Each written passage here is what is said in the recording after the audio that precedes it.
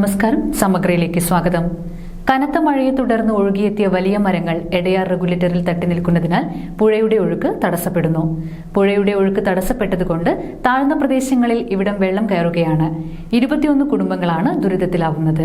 കനത്ത മഴയെ തുടർന്ന് ഒഴുകിയെത്തുന്ന വൻ മരങ്ങൾ എടയാർ റെഗുലേറ്റർ കം ബ്രിഡ്ജിൽ തട്ടിനിന്ന് പുഴയുടെ ഒഴുക്ക് തടസ്സപ്പെടുന്നതോടെ താഴ്ന്ന പ്രദേശങ്ങൾ വെള്ളപ്പൊക്ക ഭീഷണി നേരിടുന്നു. എടയാർ അക്കര ഭാഗത്തെ 21 കുടുംബങ്ങളാണ് മഴക്കാലത്ത് ദുരിതം അനുഭവിക്കുന്നത്.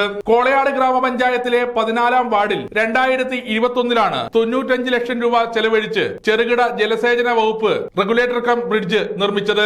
ബ്രിഡ്ജിന്റെ 5 തൂണുകളിലാണ് മഴക്കാലമായാൽ വൻ മരങ്ങൾ വന്ന് തട്ടി നിൽക്കുന്നത്.